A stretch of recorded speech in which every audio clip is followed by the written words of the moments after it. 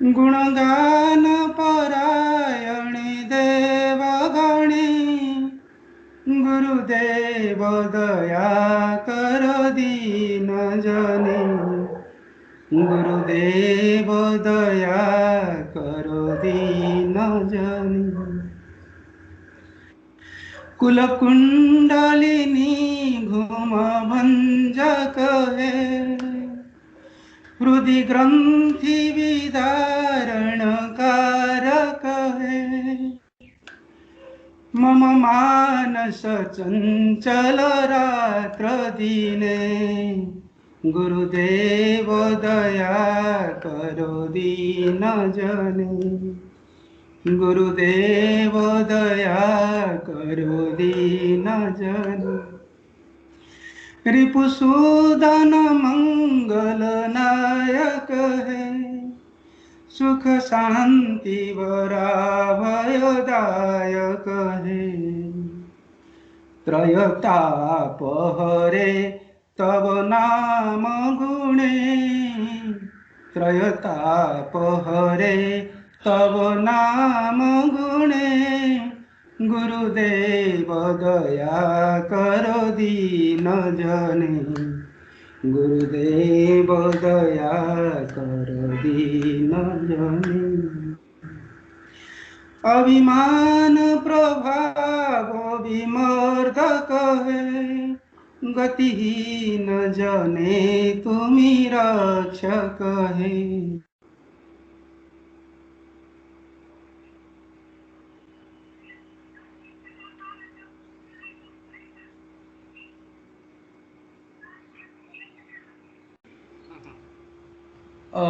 Disconnect हो गया था प्रभु।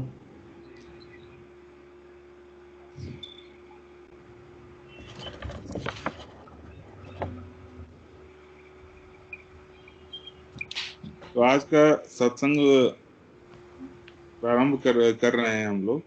तो मैं इस सत्संग के प्रारंभ में बस इतना ही कहना चाहूंगा कि कभी कभी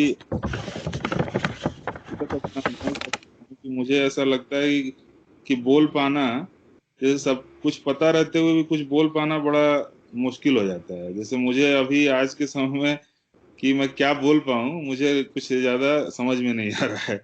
सब अनुभव है लेकिन उसको मैं सेंटेंस में अपने शायद अभी अभिव्यक्त करने की स्थिति में नहीं हूँ कि क्या मतलब उसको कैसे बताऊं। तो कई तरह के भाव भी आ रहे हैं, तो शायद वो आने वाले समय में वो ज्यादा स्ट्रक्चर्ड हो पाएंगे तो मैं बोल पाऊंगा उसको। तो अभी मैं गुरुजी से मतलब अपने और स्वामी जी से ये करूंगा कि वो अपना सत्संग आज प्रारंभ करें। बिल्कुल, धन्यवाद धन्यवाद।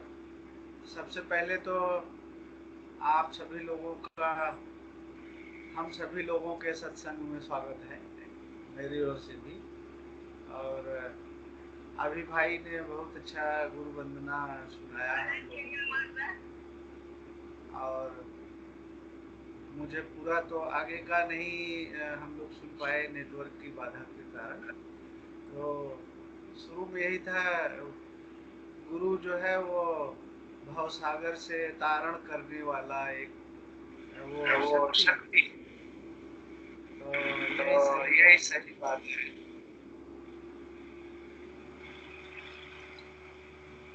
गुरु जो है वो हम सब लोग जो शरीर रूप में है, तो शरीर तो बंधन से भरा हुआ है ही है। शरीर के रूप में जो हमारा सबका अस्तित्व है, ये लहरों के समान है। और जो भवसागर के पार है वो परमात्मा है, वो सागर के समान है। तो हम लोग अपने इस बंधन से मुक्त हो करके उस परम मुक्त धाम में, परमात्मा में, जो कि अनंत प्रेम स्वरूप है, अनंत चैतन्य स्वरूप है, प्रेम का महासागर, प्रकाश का महासागर है, चैतन्यता का महासागर है, आनंद का महासागर है। हम सब लोग अपने इस लहर रूपी अस्तित्व से ऊपर उठते हुए, मुक्त होते हुए हम सब परम धाम पहुंच जाएं। यही गुरु कृपा है, यही गुरु शक्ति है। ये गुरु जो है स्वयं प्रभु स्वरूप ही होते हैं। वो हमें पहले जगाते हैं कि भवसागर पार करना है, फिर हमको भवसागर पार करने का मार्ग बताते हैं, और फिर इतना ही नहीं, हमको उंगली पकड़ के उस भवसागर से पार पहुंचा देते हैं। और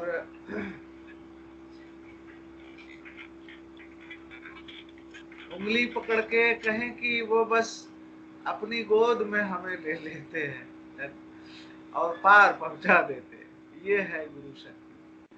तो हम सब लोग बड़े सौभाग्यशाली हैं। हम पर भगवान की, ईश्वर की बहुत कृपा है। हम सब लोगों को सनातन गुरु परंपरा की कृपा मिली, और विशेष रूप से हम सब लोगों को भगवान आदि शंकर की प्रत्यक्ष कृपा मिली, और तमाम जो जागृत दिव्य महापुरुष हुए हैं, स्वामी अखंडानंद सरस्वती, स्वामी आनंदानंद जी, स्वामी स्वरूपानंद जी, स्वामी रामकृष्ण जी, और तमाम जितनी गुरु शक्तियों, दिव्य शक्तियों की कृपा हम सबको मिली, और मेरे माध्यम से आप सब लोगों को उनकी जानकारी और ये सब जो है समय समय पर हम शेयर करते रहे। तो उन सभी गुरुजनों को, गुरु शक्तियों को हम सब आज हृदय से प्रणाम करते हैं। अभी भाई ने बहुत अच्छा प्रारंभ किया आज के हमारे आत्म सत्संग का।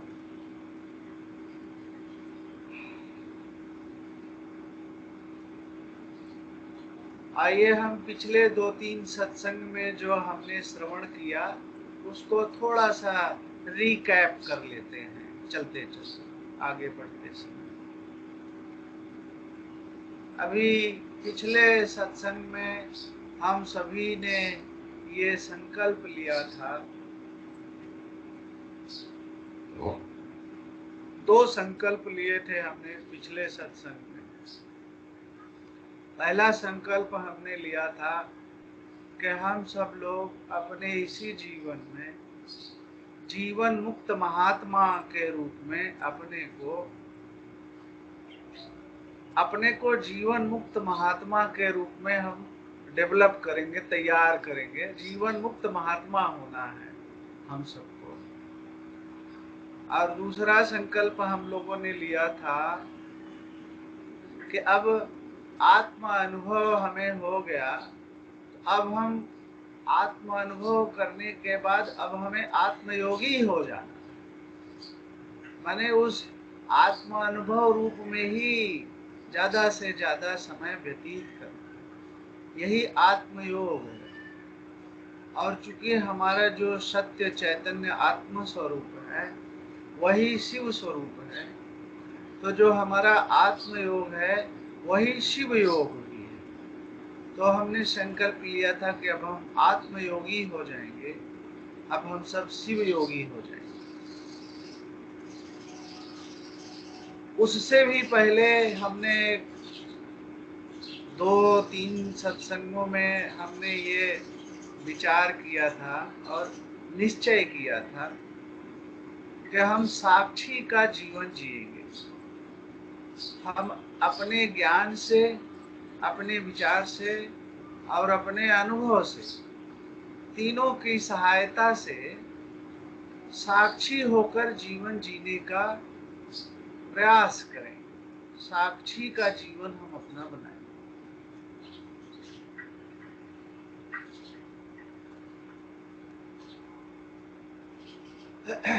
और परमात्मा की कृपा से और अनेक सनातन गुरु महात्माओं की, संतों महात्माओं की कृपा से मुझे जो भी अनुभव प्राप्त होता है, पहले तो मैं यही समझता था कि ये सारे अनुभव मुझे केवल मेरे लिए प्राप्त हो रहा है। अभी कुछ दिनों से मुझे ऐसा लगने लगा कि ये आप लोगों को प्रसाद के रूप में बांटने के लिए भगवान या गुरु शक्ति हम मुझे ये अनुभव देते हैं। तो आप लोग ही हैं पाने वाले, मैं तो माध्यम के तरह बैठा हुआ हूँ। अभी साक्षी हो जाना, इस पे अभी क्या हुआ कि इसी हफ्ते मुझे ऋषिकेश जाने का मौका मिला किसी वैवाहिक समारोह में शामिल होने के लिए। तो ऋषिकेश में और तो बहुत सारे सब आश्रम बंद हैं, महात्माओं के यहाँ भी लोगों का आना जाना लगभग ना के बराबर चल रहा है। तो हमने क्या किया कि सायंकाल में मैं और मामा जी, जो मेरे आध्यात्मिक मित्र भी हैं, हम लोग गए गंगा तट पे, और वहाँ हम गंगा के तट पे सीढ़ियों पर बैठे। तो हमने कहा कि गंगा माँ गंगे हमें क्या ज्ञान दे रही है। तो वहाँ जो ज्ञान हम पहले भी इस पे बात कर चुके हैं कि हम तट पे बैठे हैं और गंगा जी की जलधारा हमारे सामने नित्य निरंतर अबाध रूप से पीछे से आ रही है और आगे की ओर बहती चली जा रही है। गंगोत्री से आ रही है और गंगा सागर की ओर बहती जा रही है। हम तट पर बैठे हैं, हमारे सामने पूरा गंगा जी की जलधारा लगातार बहती जा रही है। और हम कहाँ पर हैं? हम तट पर बैठे, हम तटस्थ हैं। जो तटस्थ शब्द है, इसका दो अर्थ है।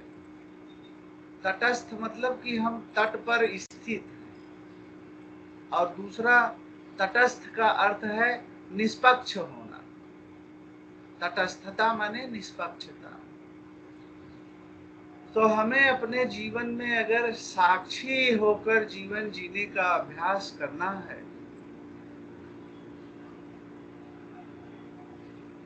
तो ये तटस्थ होना सीखना होगा। साक्षी होकर जीवन जीना क्यों आवश्यक है? कि जब तक हम साक्षी होना नहीं सीख जाएंगे, हम आत्मयोगी नहीं हो पाएंगे। जब तक हम साक्षी होना नहीं सीख पाएंगे, हम शिव योग नहीं कर पाएंगे।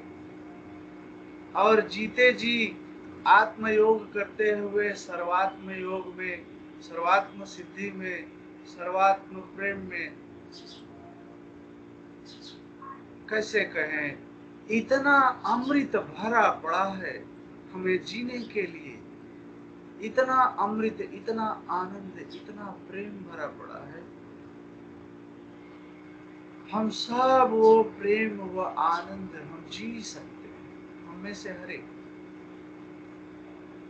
तो वो प्रेम, वो आनंद, वो अनंत प्रेम, ऐसा नहीं कि शरीर छूटेगा और तब जब भगवान से मिलन होगा तब वो अनंत प्रेम हमें पता होगा। ना ना ना, अभी उपलब्ध है इसी संसार में वो सर्वात्म दर्शन, सर्वात्म प्रेम, अनंत आनंद उपलब्ध है। हमें बस सीखना है, अपने आप को इस लायक बनाना है कि हम उन सब को अपने जीवन में पा सके। वो सब को पाने के लिए सबसे पहला उपाय है साक्षी होकर जीवन जीना। वो सीखना होगा। आइए हम सब लोग साक्षी होकर कैसे हम जी सकते हैं उसका अभ्यास करते हैं। Live example. तो सबसे पहले जहां भी आप सब बैठे हैं, सबसे पहला काम यही करना है कि हमें अपना ध्यान अपने शरीर की ओर ले जाना।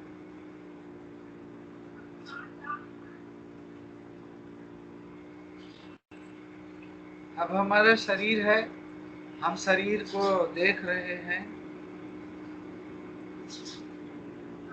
और शरीर को अनुभव कर रहे हैं। हमारा शरीर हमें पता चल रहा है, यही है हमारा शरीर है।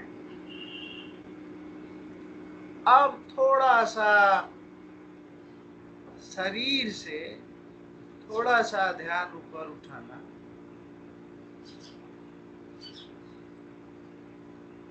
और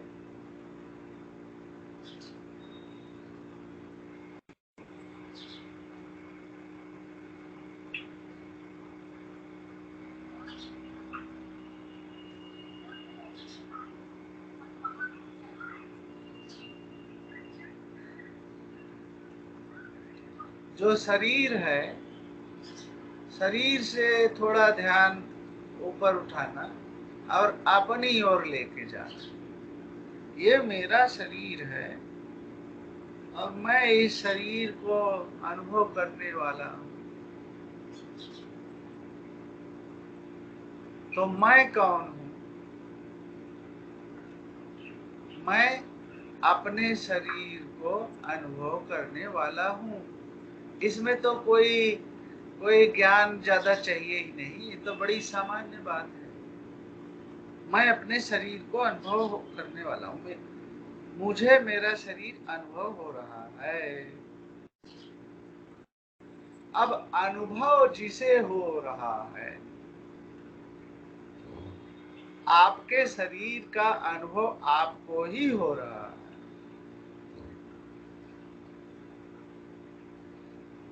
कुछ जोर लगाने की जरूरत नहीं है, एकदम सहज आपके शरीर का अनुभव आपको हो रहा है। इसमें आपको कोई कोशिश थोड़ी करनी,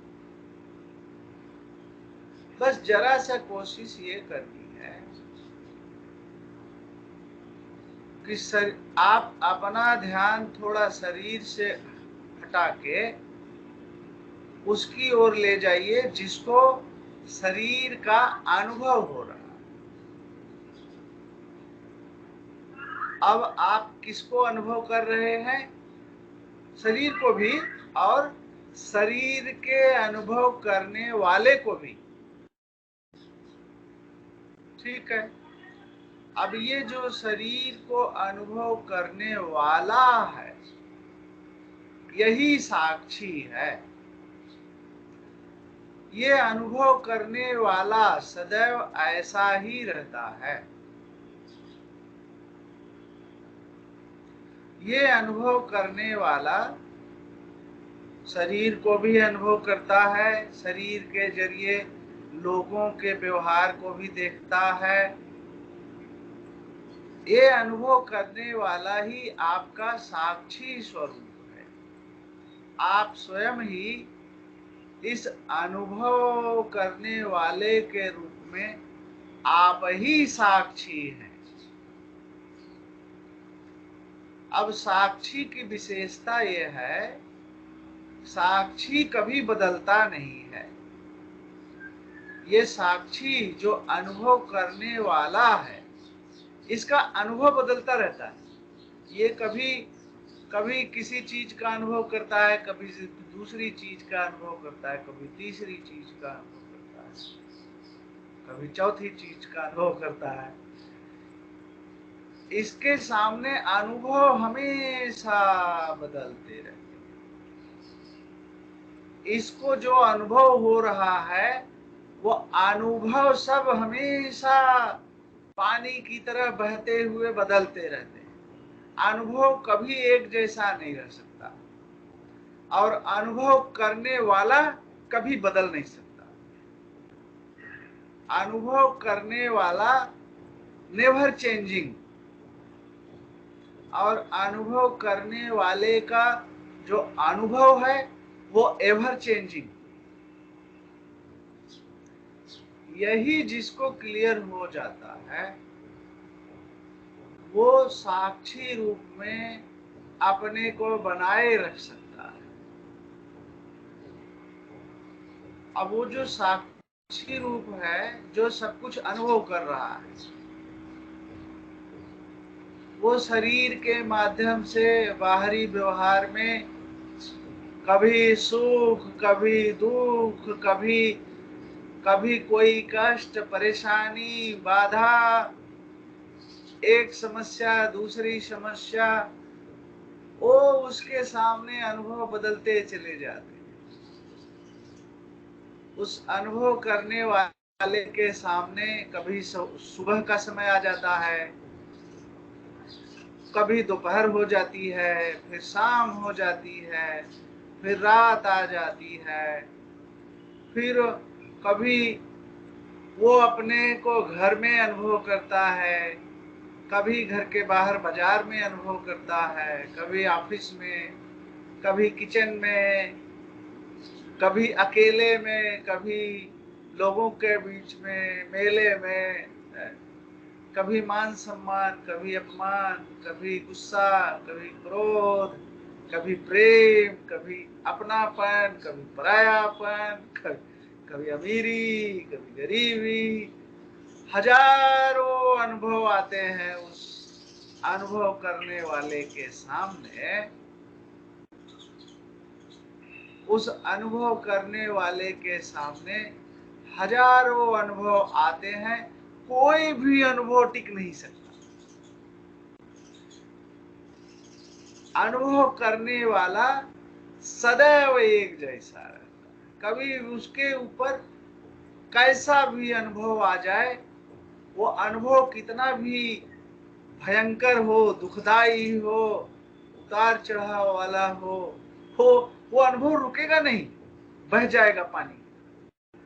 क्योंकि सारे अनुभव समय के अधीन हैं। जो समय के अधीन है उसका बदल जाना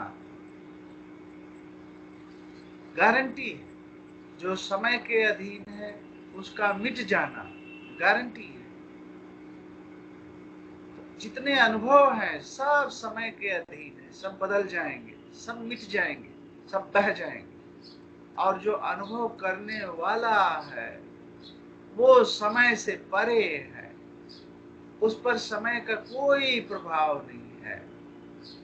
कितने भी समय बीत जाए, हजारों लाखों साल बीत जाएं, वो वैसा का वैसा शाश्वत बना रहता है, एक रूप से। आपका जो ये साक्षी स्वरूप है, जिसको आप अभी अनुभव कर रहे हैं अपने मैं हूं के अनुभव के रूप में, ये जन्मों जन्मों से ऐसा ही है। आप जो साक्षी रूप में हैं, आप आदि पुरुष हैं, आप सनातन पुरुष हैं, आप कभी बदलते नहीं हैं इस रूप में। और आपके इस सनातन साक्षी स्वरूप के ऊपर हजारों शरीर बने और मिट गए। हजारों शरीरों के जरिए हजारों लाखों करोड़ों अनुभव आए और मिट गए। आप आज भी अभी भी वैसे के वैसे बने हुए हैं। आप चेक करके देख लीजिए, आप अभी भी वैसे हैं कि नहीं, चेतन रूप है कि नहीं। तो ये साक्षी होने का यही ये ज्ञान और ये अनुभव साक्षी होकर जीने के लिए बहुत जरूरी है।